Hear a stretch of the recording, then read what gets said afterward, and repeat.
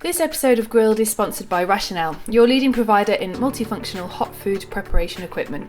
Register now for a free Rational live demo at www.rational-online.com. Thanks for downloading Grilled. I'm Cara, editor of the Staff Canteen, and in this episode, Deputy Editor Tanny talks to Skye Gyngell, who won a Michelin star when she was head chef at Petersham Nurseries. She is a force to be reckoned with, and 40 years after stepping into Paris's top kitchens, she's at the top of her game. Her restaurant Spring in Somerset House once again featured in the top 100 National Restaurant Awards list this year, and she was recently named Female Chef of the Year by Square Meal. Skye says she doesn't really care what people say about her anymore and enjoys trying to do things that people will say are impossible. One such thing was eliminate all single-use plastics from the restaurant in a year. The chef set the aim in January 2018 and she achieved it in 3 months. Hello everyone, today we're here in London at Somerset House with the wonderful Skye Gyngell, who runs the kitchen at Spring and is the culinary director at Heckfield Place. Hello, how are you? Hi, very well, thank you. I'm happy to be talking to you. So, other than having been the head chef at Petersham Nurseries, you recently won Square Meal's Female Chef of the Year award. I know, that was, obviously incredibly thrilling and exciting, and a couple of people actually said to me, in a way it's contentious because should there be a female chef award and shouldn't there just be an award for the best chef? And I completely understand where they're coming from, but I think also at this point we still need a bit of positive discrimination possibly, and I think if it does encourage any other women to come into the industry, then that's only a good thing. Yeah. So you don't think it's almost an acknowledgement that the industry is still male dominated and that that's how it's going to be? Well, I think the industry is still male dominated. Yeah. So I think that's just a fact, and I think we do definitely need more women in the industry, and we need to make it possible for them to be able to work in it, because our challenges do tend to be slightly different. Yeah. So, the industry's definitely changed so much in the last 10 years, and I don't think anyone can deny that, and it's a very different industry than the one I entered almost 40 years ago, actually. But I think we still do need, we need the balance. We need the kind of yin and yang of the whole, I don't want a kitchen that's all female. I don't think that would be the healthiest kitchen either, but I think it's really, really nice if we can persuade people to come into the industry and see that there is a future there, even if you choose to have a family. We have to make it a place that you can work with reasonable working hours and pay that's good enough that can allow you to pay for childcare if you need to, etc. So I definitely was very honoured to have won. I was really honoured just to be nominated, actually. Yeah, and so you were nominated namely for your contributions towards sustainability in the industry and several campaigns that you run. So one of them has been to get rid of all single-use plastics in the restaurant. Is that right? That's right, yeah. So just to be clear, that's single-use. So that's something that you use once, really. So cling film, a water bottle, plastic soap containers, plastic wrapping for loo paper. Yeah, we actually embarked on that campaign in January 2018, and we gave ourselves a year to eliminate everything, and we actually did it much, much quicker than that. We did it in probably the first 3 months of the campaign. Yeah. Did that come at a financial cost for you? It did. It came with quite a lot of hard work, ingenuity, all putting our heads together and working as a team. I think that was probably the key to the whole thing, was to get everybody on board. And I think altogether it cost us about £1,700 to do it, yeah.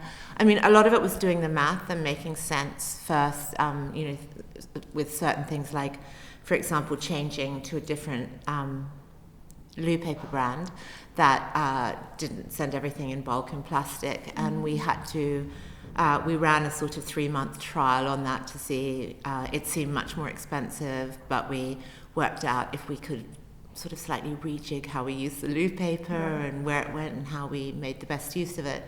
We actually made it that viable in the end. And I think what's important to note is it did cost us money, and a lot of the money that we initially spent was on things like lids for pots, because normally you can boil with cling film, and lids cost more. Like, so in our industry, if we buy pots and pans for the kitchen, you buy a great big pot. If you want a lid, it's extra.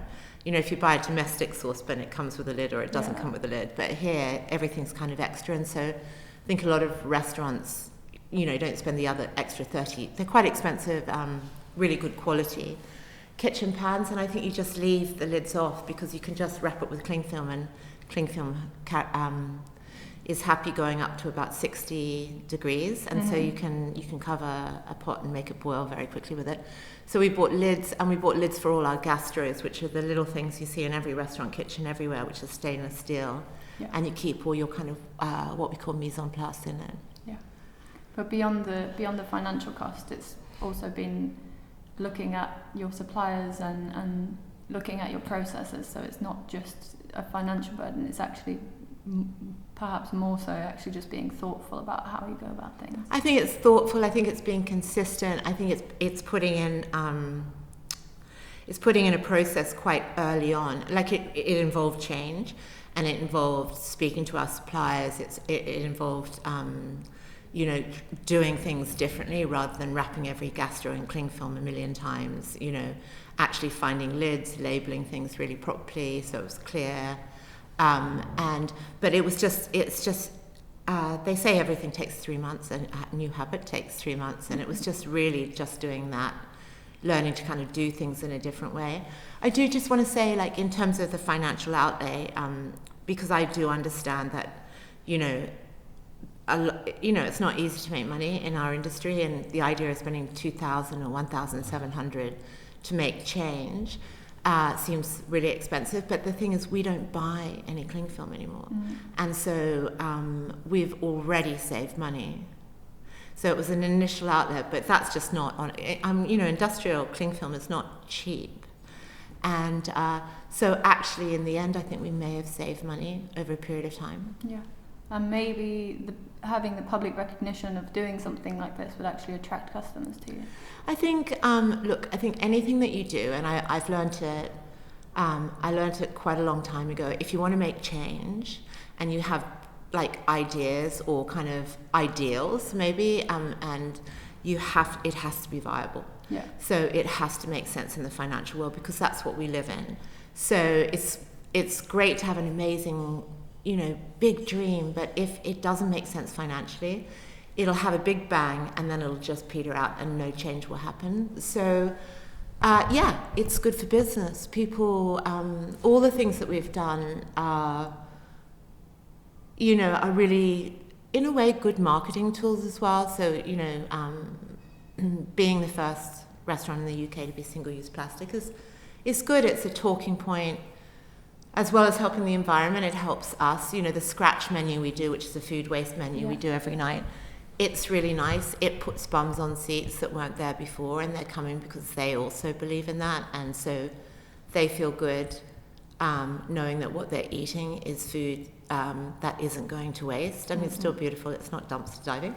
But and also, working with a small farm, it's a really nice talking point. You can see the quality on your plate, and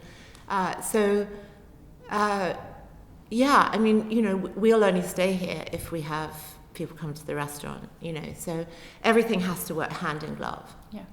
So I want to talk to you a little bit more about the produce that you source and the farms that you work with afterwards, but can you tell us first about the scratch menu? So the scratch menu we started in 2016. We run it every evening from 5:30 till 6:30. It's a 3-course, no choice, no dietary menu that costs £20. Mm-hmm.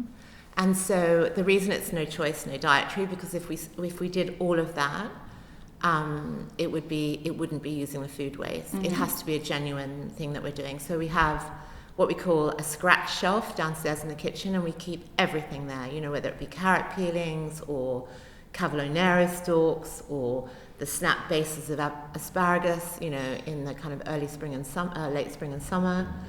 And, you know, fish, the trimmings of fish, the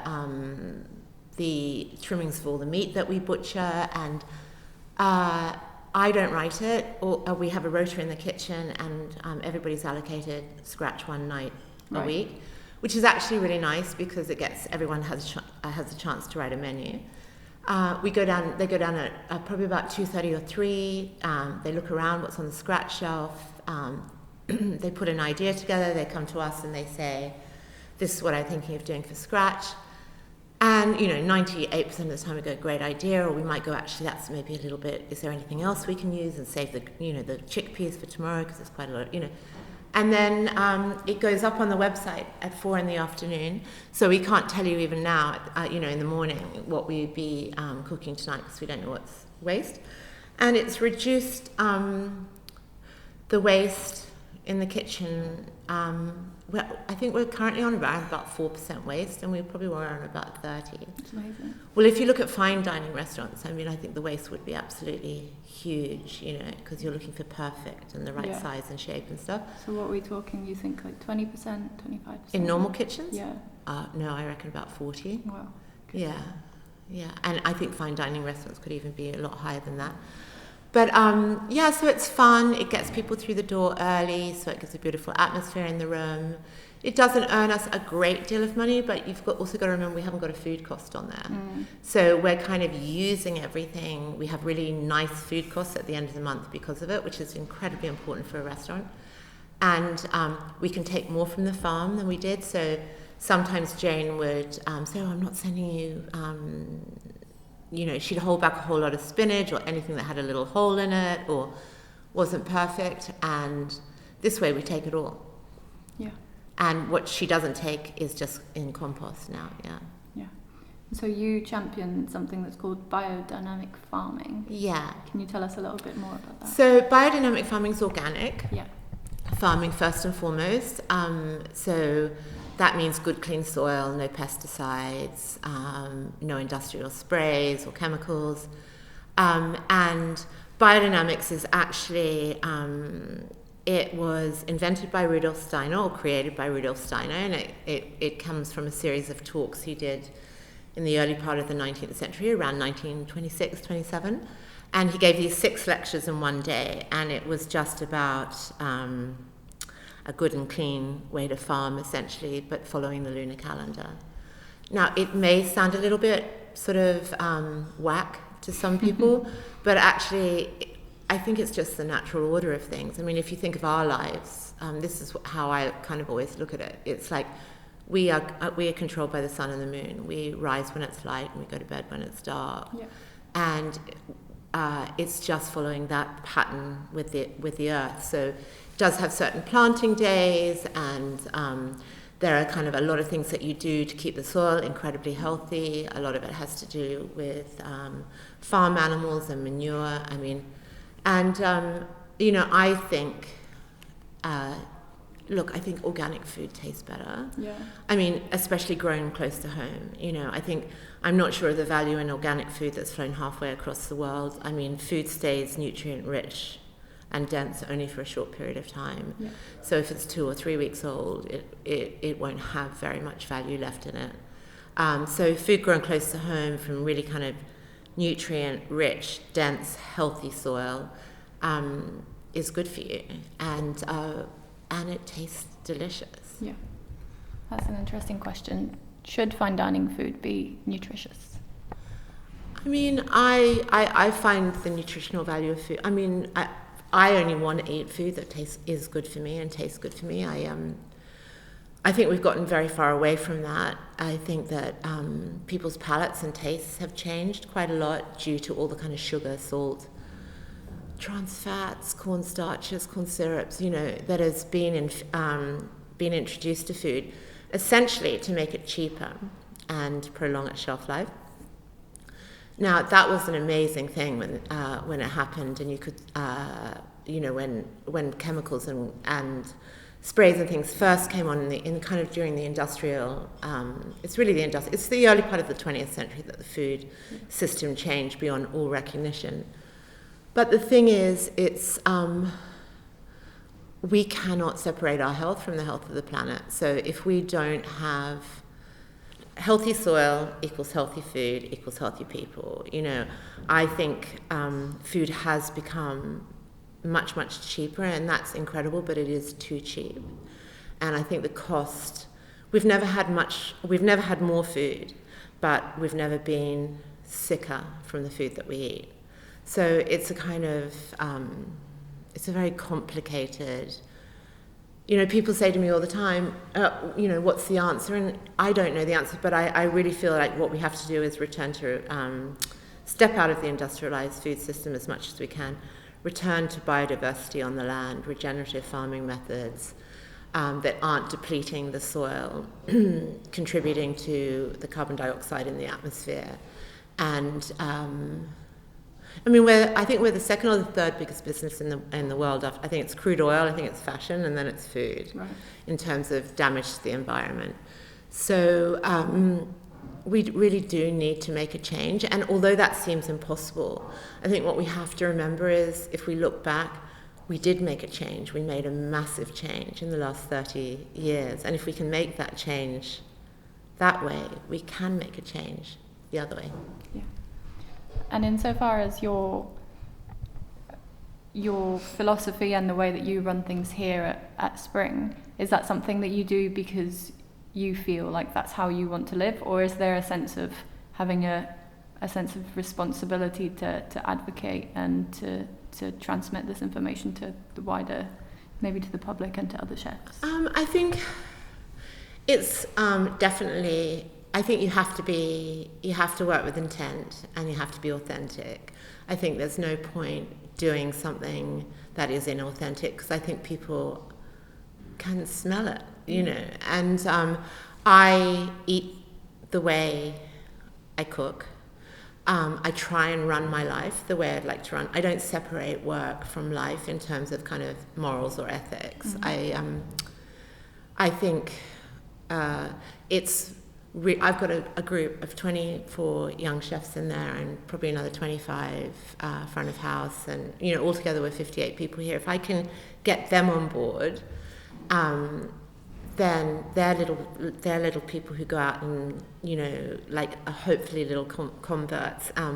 They see it through the quality of the food that we get. They see it, they have a great sense of achievement. I think everyone's really proud of the fact that we went single-use plastic free, and I like to move forward. I don't like to stay still. So it's like for 2020, we've been talking about all the things that we want to do that can push us as a business further. I think you want to keep walking forward as a business. Otherwise, if you stand still, it feels like you go backwards. And I feel it's incredibly important. And to some extent, we have a voice. And I think it would be morally wrong not to use that voice when it's so obvious the broken system that we're working within. And do you think restaurants stand to play a big role in the change of our food system? I think restaurants are really influential in the way we eat anyway, or people who are on television, anyone in the food industry. I think definitely, I think the push in restaurants, for example, in terms of seasonality over the last kind of 10, 15 years, I think that's really influenced big business, supermarkets. So yeah, I think we do have, I do think we have a role to play. I think every individual has a role to play, and I say that all the time. I never underestimate the power of one, because 1 + 1 + 1 + 1, before you know it, you've got a little army going on, and supermarkets are looking for your money, and you can vote with your purse. So if you don't want to see, broccoli wrapped in, I don't go to supermarkets at all, and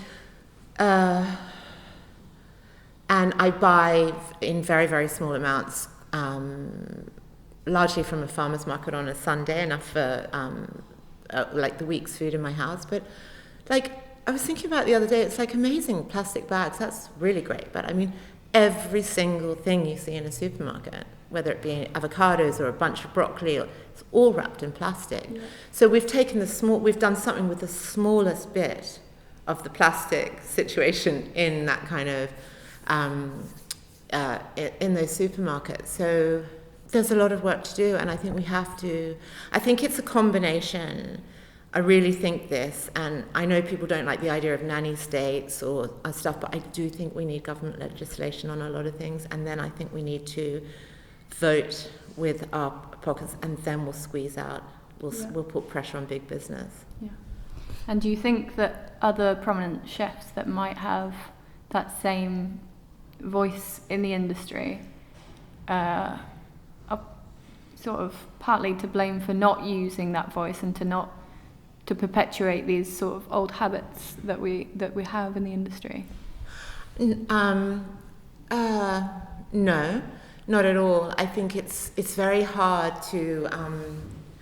I understand it. It's a lot of pressure running a restaurant, and it's a lot of pressure in terms of making financial sense of the whole thing. I mean, as a business, and I say this to everyone: if you want to make money, do not go into the restaurant industry. You know, I mean, invent an app. Do something. It takes so many people. The rents are huge. The rates are massive. You know, like half of us are just trying to survive. I think of a lot for me is you know, I'm older, and I always think about being in the last third of my work life, and it's what can I do to leave the industry. It's important to me. I think I think things change over the years, and what's important to me is to, you know, leave the industry when I do, whenever that is, in a kind of, when I can actually look at myself and go, you know what, like I contributed positively, as opposed to selfishly, in a way. Like definitely when I was younger, it was much more about me, but I don't feel that anymore. I feel that I'm not as fast and quick and often talented or as good as a lot of the young chefs, but what is my value? Mm-hmm. And I think my value is experience and a long time in this industry, and also I don't really care what people think about me anymore. So I don't mind making a fool of myself and trying to do things that, like, people will say are impossible. I mean, everybody said to me, "Oh my God, it's impossible to go, you know, single-use plastic in a restaurant." And I go, well, that's a good challenge for me. Let me see if I can do that. And actually, it's really, really doable. Yeah.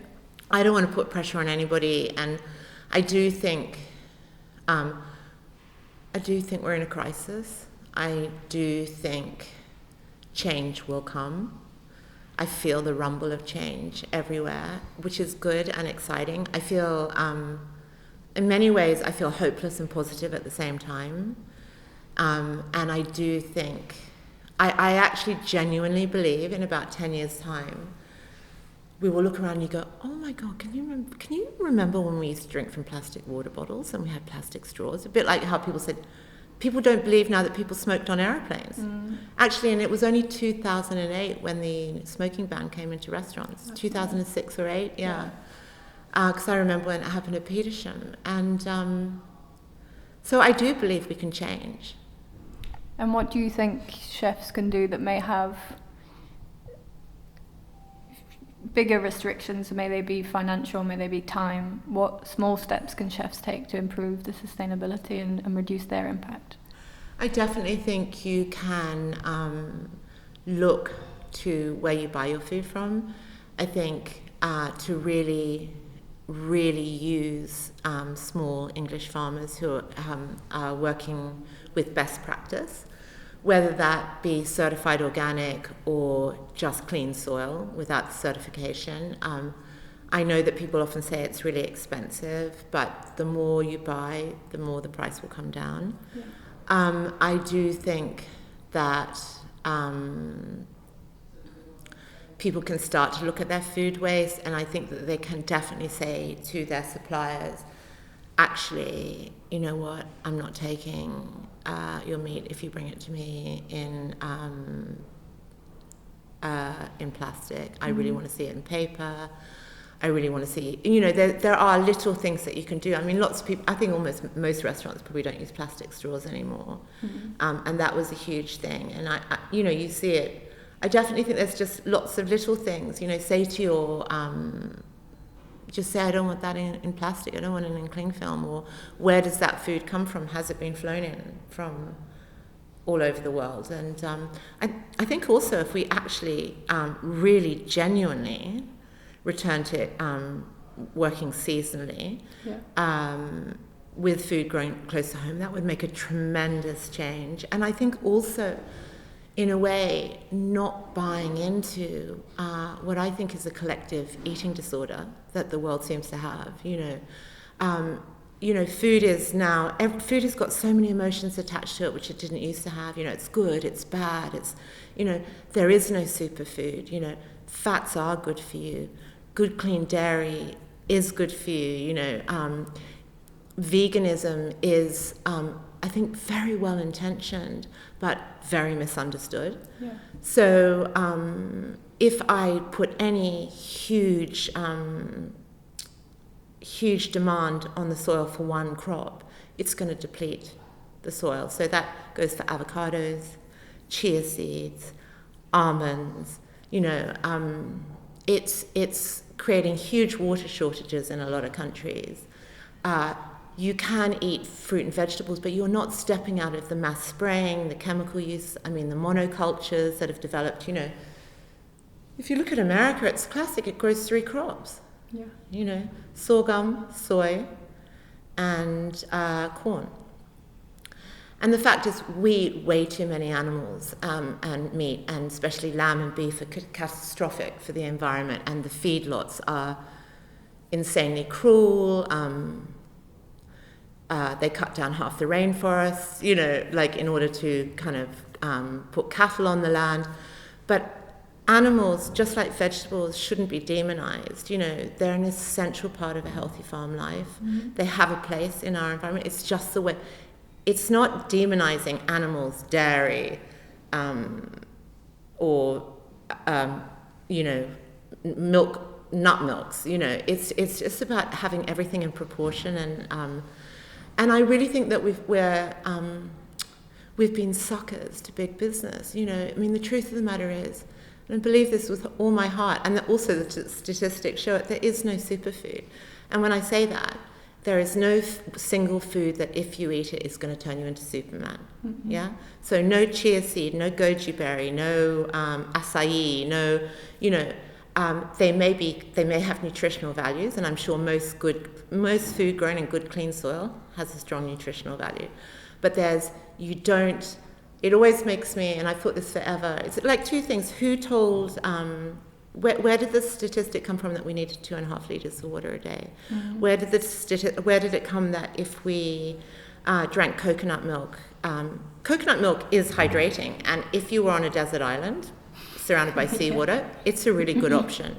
But is it more nutritionally valuable, or does it hydrate us more than water? No. You know, but we also didn't have to carry a plastic water bottle around, you know.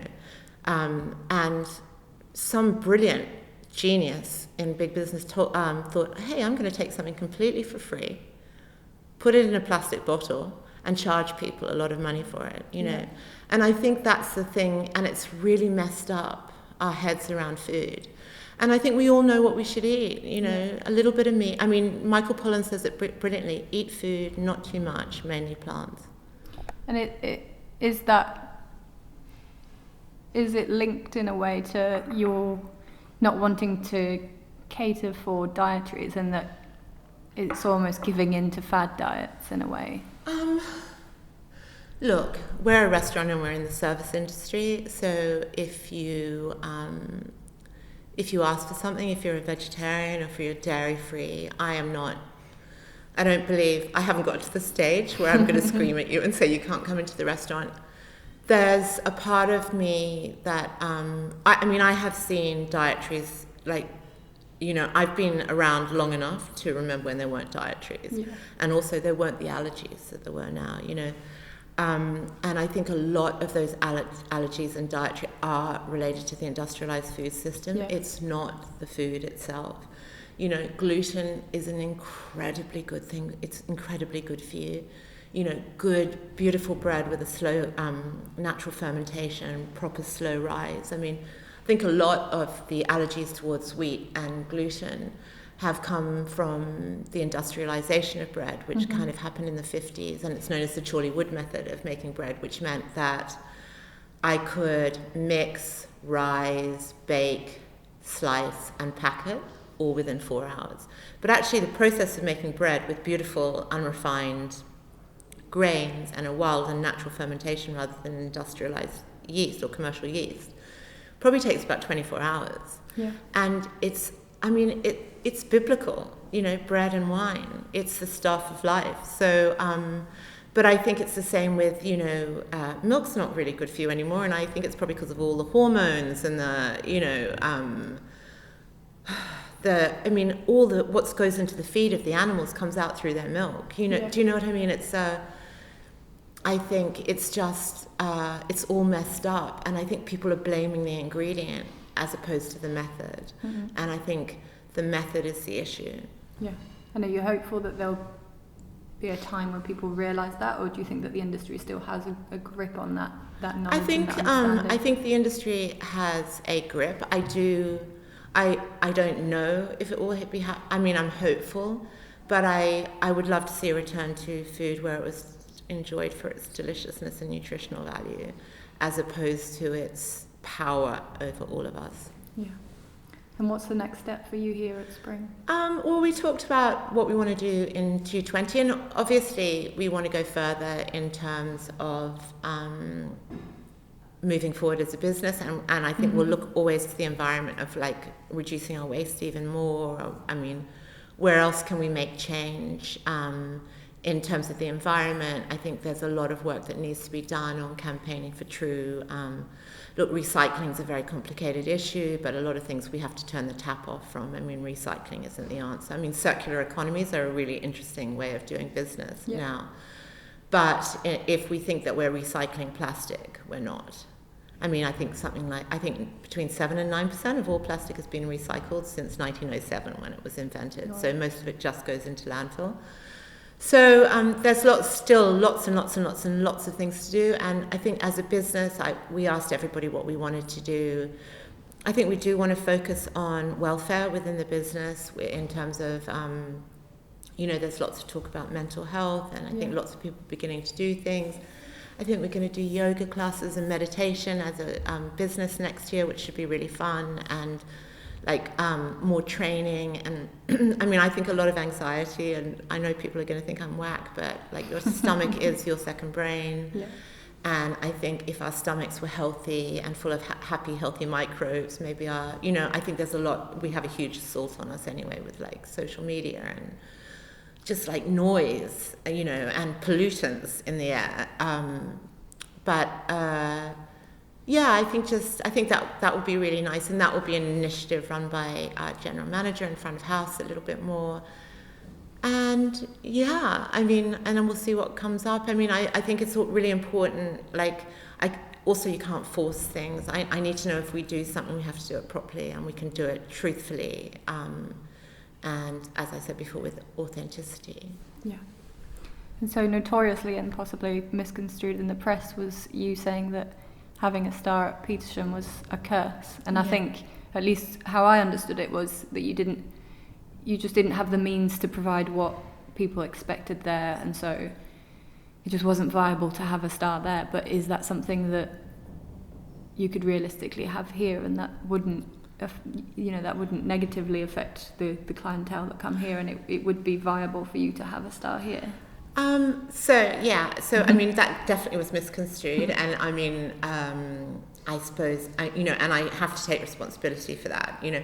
I mean, I talked to a journalist, and it was like, it was in a much bigger conversation, and then you get the kind of headline, you know. I trained in Paris, and I lived in Paris for 3 years after during my training and working there afterwards, during the time of the great French chefs, you know, when, you know, it was like the Tragro brothers, Roger Berger, Paul Bocuse, Michel Guérat, all of them were still working. And I was a little 18-year-old girl from Australia, and if someone had told me that I would get a Michelin star, you know, at one point in my life, it would be like telling an 11-year-old girl you were going to be a princess when you grew up, you know. So it was a huge honor. I was incredibly thrilled. I was so proud of the team. It was kind of in a way against all odds because we had a dirt floor. We cooked from literally a garden shed. And so I was thrilled. And, you know, I think awards probably have their place in every industry. And it was really hard. It was a big challenge for us because what it meant was it was expectations that changed. And that's what was painful.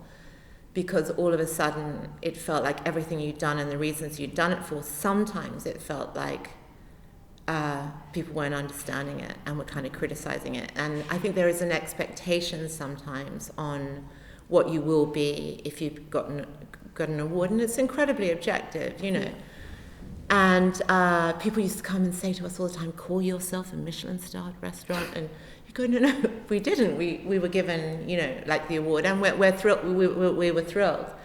Look, I felt the same about it. Essentially, I felt the same about it. I feel the same about it now as I did then. I feel like do the work, be creative, cook because it's who you are and it's what you want to do, and it's a reflection of who you are. If you're awarded something, amazing. Mm-hmm. Don't do it for the award. Yeah. You know, because I think that then that's so restrictive on you. You know, if the award, and if you're trying to get a Michelin star or be on the 50 best, it stifles your creativity because you're thinking in a box all the time. And so, look, yes, I mean, I'd be thrilled for everybody here if they got a Michelin star. I think it's probably very good for business. Do I think about 50 best or Michelin or like an award to be the best female chef? No. It's good not to obsess around these things. It's a moving target. You know what I mean? It's like, it's kind of, I just think it would be a vice, you know, that you had yourself in. Yeah. Brilliant. Okay, well, thanks a lot for taking the time today, Skye. It's been lovely chatting to you. It's a pleasure. We hope you enjoyed this interview, and if you have any comments, feel free to tweet us or comment on the post. We're making all of our interviews available to download. And finally, if you like what we do, whether it's our podcast or our videos or even our features, please head over to our Patreon page and support us there. This episode of Grilled is sponsored by Rational, your leading provider in multifunctional hot food preparation equipment. Register now for a free Rational live demo at www.rational-online.com.